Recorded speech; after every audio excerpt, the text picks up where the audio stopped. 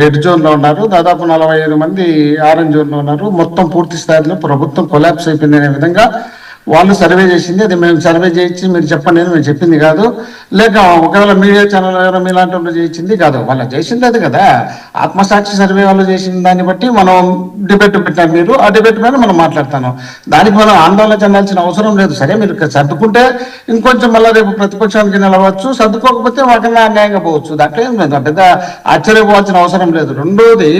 రెండోది వీళ్ళు చెప్తున్నట్టు మా పరిపాలన బ్రహ్మాండంగా ఉంది, ఎక్కడ శాంతి భద్రతల విఘాతం లేదు, ఏమీ ఎలాంటి సమస్యలు లేవు, బ్రహ్మాండంగా ఉన్నాయని చెప్తున్నారు. బ్రహ్మాండంగా ఉన్నాయంట. ఆడపిల్లలు బయటకు వస్తున్నారంట, హాస్టల్లోకి పోతే హాస్టల్ నుండి ఇంటికి వస్తున్నారంట. దీంట్లో గతంలో మా బాలకోట చెప్పేవాళ్ళు ఆయన ఎవరు మత్తు డాక్టర్ అండి, ఆ మత్తు డాక్టర్ ఏదో సుధాకర్ అనే ఆయన అక్కడ నరేంద్ర మోడీ గారిని, ఇక్కడ జగన్మోహన్ రెడ్డి గారిని రోడ్లోకి వచ్చి తిడుతుంటే పోలీసులు తీసుకుపోయి ఇంట్లో పెట్టారు. అంతకు తప్ప ఏమి చేయలే, ఆయన చనిపోయినాడు. దానికి మేమే జగన్మోహన్ రెడ్డి గారే వాళ్ళ ఇంటికి పోయి చంపించినట్టు చెప్పుకుంటూ వచ్చినారు. ఈ రోజు మహిళలను దళిత మహిళలను మా చెన్నకొత్తపల్లి దగ్గర పెనుగొండ నియోజకవర్గం, రాప్తా నియోజకవర్గం, చెన్నకొత్తపల్లి దగ్గర 14 మంది, అది కూడా మన తెలుగుదేశం పార్టీకి సంబంధించిన సానుభూతి పరురాలు దళిత మహిళ, ఆ మహిళను కడుపు చేసినారు. అనంతపూర్లో హాస్టల్లో ఉన్నటువంటి దళిత మహిళను తీసుకుపోయి రేప్ చేసి చంపినారు.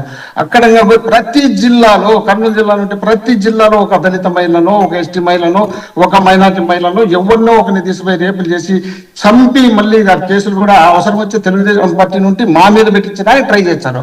వీళ్ళకి ఎందుకంటే అధికారం ఉంది కాబట్టి. ఈ విధంగా వెళుతున్నటువంటి ఈ పరిపాలనలో రాష్ట్రంలో వ్యవస్థలన్నీ కొలాప్స్ అయిపోయిన తర్వాత వాళ్ళు చేసిన సర్వేలో పూర్తి అట్టర్పై ఇచ్చినారు. వాళ్ళు అంత విధంగా భావించినారు నాకు తెలిసి. ఇప్పుడు దీంట్లో చెప్తున్నారు మా బాలకోట ఏమంటున్నాడంటే, మెడికల్ దానికి 17 మెడికల్ కాలేజీలు జగన్మోహన్ రెడ్డి గారు తెచ్చిన తర్వాత వీటిని 5 పూర్తి చేసిన తర్వాత ఇంకా 2 మెడికల్ కాలేజీలు పూర్తి దగ్గరికి వచ్చిన తర్వాత దాదాపు అన్ని కొంచెం ఖర్చు పెట్టుకుంటే పూర్తి అయిపోయి రాష్ట్రంలో ఉన్నటువంటి పేద పిల్లలకు విద్య వస్తుంది, వైద్యం వస్తుంది, బ్రహ్మాండమైనటువంటి అవకాశం ఉంటుంది. మన రాష్ట్రం దేశం యావత్తు ఏం కావాలనుకుంటారు, చదువు ఆరోగ్యం కావాలనుకుంటారు. అలాంటిది దగ్గరకు తీసుకొచ్చినటువంటి వ్యక్తి జగన్మోహన్ రెడ్డి గారు అయితే దాన్ని ఈయనకు అవకాశం వస్తేనే 80,000 కోట్ల రూపాయలు విలువ చేసే హాస్పిటల్కి సంబంధించినటువంటి స్థలాలు కానీ బిల్డింగ్లు కానీ వాటి అన్నిటినీ తీసుకుపోయి వీళ్ళకి కావాల్సినటువంటి ప్రైవేట్ వ్యక్తులకు ఇస్తే అది పీపీపీ అంట. నాకు నీకు బాగా ఉంటుందంట, ప్రైవేట్ వ్యక్తులు మనకు కూడా బాగా ఉంటుందంటే. మనకు కూడా ₹10,00,000 రాసిచ్చారు మరి చంద్రబాబు నాయుడు గారు, బాలకోట గారు, మనకు తెలియదు కానీ అది రాసిస్తారంట. వీళ్ళ ఉద్దేశం ఏంటంటే వీళ్ళు అధికారంలో ఉన్నా అధికారంలో లేకపోయినా వ్యవస్థలు మొత్తం అన్నిటినీ వాళ్ళ గుప్పిట్లో పెట్టుకోవాలనే ఉద్దేశంలో భాగంగా చేస్తున్నటువంటి ఈ వ్యవహారానికి జనం దగ్గరికి పోతే జనం చీకొడుతున్నారు. నేను 2 నియోజకవర్గాలకు పరిశీలకుని ఈ మెడికల్ కాలేజీల వ్యతిరేకంగా వీళ్ళ మీద మేము చేస్తున్నటువంటి ప్రజా ఉద్యమానికి 2 నియోజకవర్గాలకు నేను పరిశీలకుని అయితే నిన్ననే మా జిల్లా పార్టీ అధ్యక్షునికి అనంత వెంకటరామరెడ్డి గారికి మేము మా ఇన్ఛార్జ్ అయినటువంటి శైలజనాథ్ ఇద్దరు మేము పోయి ఆయనకు 1,04,036 ఒకే నియోజకవర్గంలో 1,04,036 సంతకాలు పెట్టినట్టు తీసుకుపోయి బండలు తీసుకుపోయి ఆయనకి ఇచ్చి రావడం జరిగింది.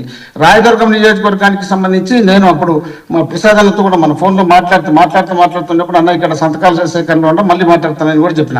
అక్కడ 65,000 ఆల్రెడీ సేకరించడం, ఒక 5,000 రావాల్సినట్టుంటే మాకేదో టైం అర్జెంట్ అంటే తీసుకొచ్చి ఇవ్వడానికి సరిపోయింది.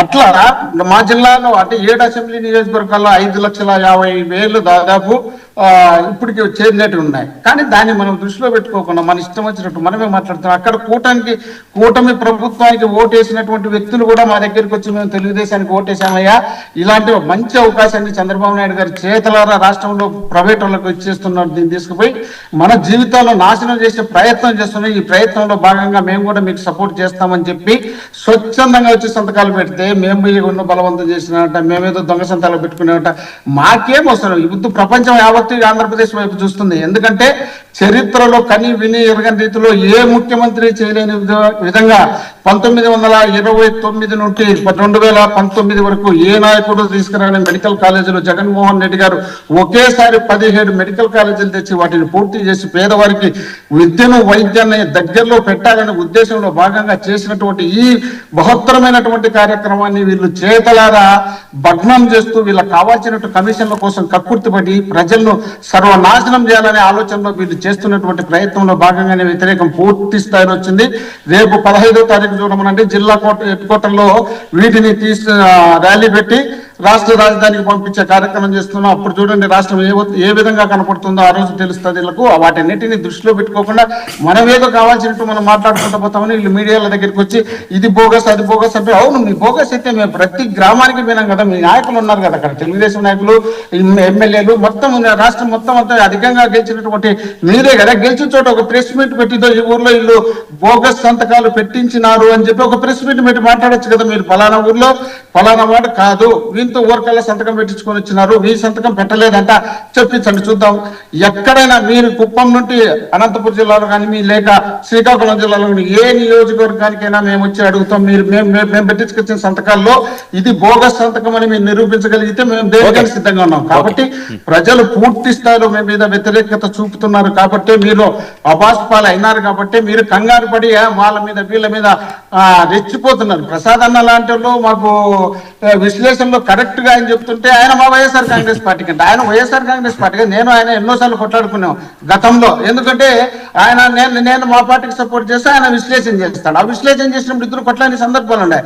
మళ్ళీ తర్వాత ఏందన్నా నువ్వు అట్లా మాట్లాడినా నేను ఫోన్ కూడా చేసిన, లేదు మోహన్ ఇది అట్లా అది ఇట్లా అని ఆయన చెప్పిన సందర్భాలు ఉంటాయి. మీరు ఆయన పట్టుకొని ఆయనతో వైఎస్ఆర్ ఘాటు కట్టేసి దుబ్బేయాలని చెప్పి మీకు అనుకూలంగా మాట్లాడితే ఆయన మంచివాడు, మీకు వ్యతిరేకంగా మాట్లాడితే ఆయన చెడ్డాడు. ఎవరైనా ఒక్కరిద్దరు ఉంటే మాకు ఏదైనా కరెక్ట్ మాట్లాడేవాళ్ళు, ఆ కరెక్ట్ మాట్లాడే వాళ్ళకి కూడా బ్రాండ్ వేసి ముద్రేసి దుబ్బాలని మీ ప్రయత్నం చేస్తారు. మరి దారుణం కదా. ఇప్పుడు ఆయన విశ్లేషణ ఆయన చేస్తున్నాడు, మీరు ఆయన విశ్లేషణకు ఆపోజిట్ గా మీకు దగ్గర సబ్జెక్ట్ ఉంటే చెప్పండి, దాన్ని వదిలిపెట్టేసి అనవసరమైనటువంటి రాద్ధాంతం చేసే కార్యక్రమం చేయడంతో పాటు మీరు చెప్తున్నట్టు ఇప్పుడు ఏ ఒక్క సంక్షేమ కార్యక్రమం సక్రమంగా అందిన సందర్భం లేదు. పెన్షన్ ఒక్కటి ఉదయం 1వ తారీఖు ఉదయం పోయి చంద్రబాబు నాయుడు గారు దాన్ని బాగా పబ్లిసిటీ చేసుకోవడానికి కార్యకర్తలను నాయకులను గ్రామాలకు వదిలిపెట్టి అక్కడ పబ్లిసిటీ చేసుకునే కార్యక్రమం చేస్తున్నారు. దాదాపు 6-7 లక్షల పెన్షన్లు దాంట్లో ఎగరగొట్టారు జగన్మోహన్ రెడ్డి గారు ఇస్తున్నటువంటి ఆ పెన్షన్లను. ఆ తర్వాత మొన్ననే మన అందరం చూసిన రాష్ట్ర వ్యాప్తంగా అనేక చోట జిల్లా కలెక్టరేట్ల దగ్గర వికలాంగులు వచ్చేసి అనేకమైనటువంటి ధర్నాలతో పాటు కిరోసిన్ తీసుకొని పెట్రోల్ తీసుకొని మీద పోసుకొని మేము ఆత్మహత్యలు చేసుకుంటామన్న సందర్భం కూడా మన కళ్ళ ముందర కనిపిస్తుంటే మనం ఏదో బోగస్ గా మాట్లాడుతున్నాం అన్నట్టు వాళ్ళకేదో చెప్పినట్టు చెప్తున్నారు. దాదాపు 18 శాఖల్లో 1,00,000 మంది ఉద్యోగులకు ఈ రోజుకు జీతాలు లేని వీళ్ళు మాకు మంచి పరిపాలన అందిస్తున్నాం, మేము బ్రహ్మాండంగా చేస్తున్నాం, మేము బాగుంది సుపరిపాలన ఉంది అని మీ ఇష్టం వచ్చినట్టు మీరే చెప్పుకుంటారు. సూపర్ 6 అని 2 చోట్ల మీటింగులు పెట్టారు. ఆ సూపర్ ఫ్లాప్ అయితేనే ఆ మీటింగులు జోలికపోలే. మా జిల్లాలో మా ఇంటి పక్కనే పెట్టారు ఆ మీటింగ్.